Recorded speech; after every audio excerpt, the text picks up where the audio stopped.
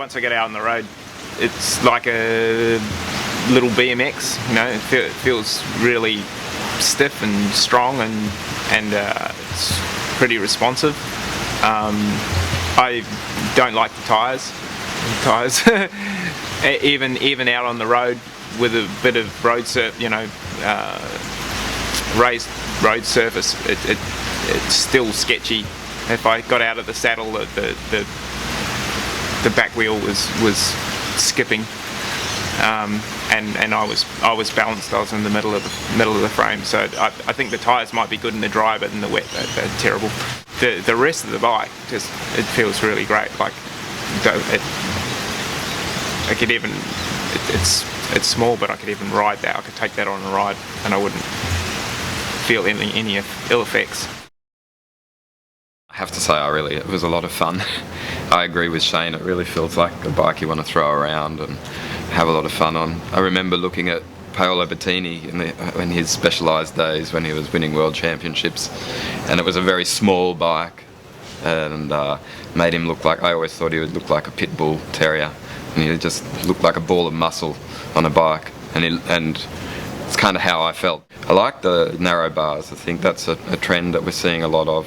I've spoken with a lot of riders, and they say that they're coming in a little bit and they're not necessarily matching shoulder width with handlebars, and the more narrow bars the more I ride narrow bars, the more I like it. Totally enjoyable. I wouldn't want to do big kilometres on that one, but I can see why Jenny says that it's something that's comfortable.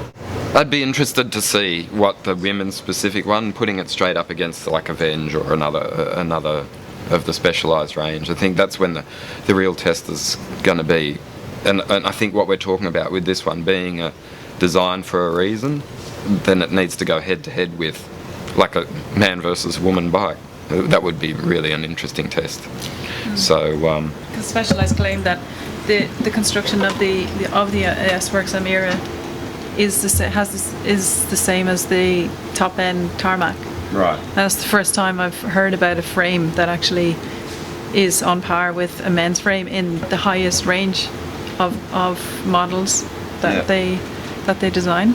I remember when we went to the Specialized factory in Morgan Hill, and they had a vast range of bikes to choose from, but they gave me an old tarmac, and this one certainly felt a lot more rigid.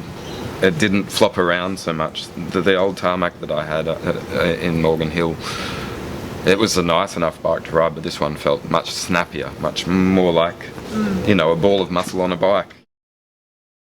It's a great bike. It's very fun. You can tell it's a high-end bike. It's really stiff. It accelerates probably quicker than any of the bikes we've got on test here for a while. But obviously the size of the bike has something to do with that, being a couple sizes too small. But really enjoyed it. First standouts, I know it's a minor detail, but the handlebar tape on it's beautiful. It's got this leather perforated tape I'd happily run that on my bike any day.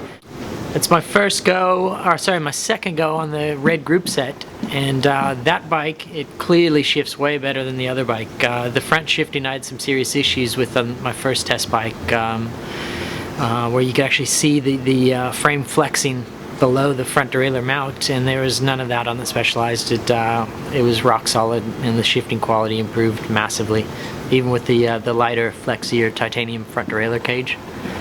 All in all, I think I'd really like to try that out. Even though it's a women's specific bike, I'd love to get it a couple sizes up and just have a go on it and have a real comparison. So I think it's a fantastic bike. It's clearly top quality.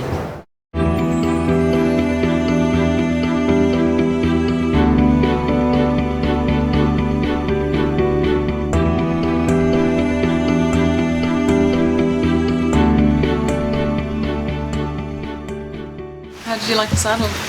Saddle's fine. Yeah. Maybe I should get a women's saddle.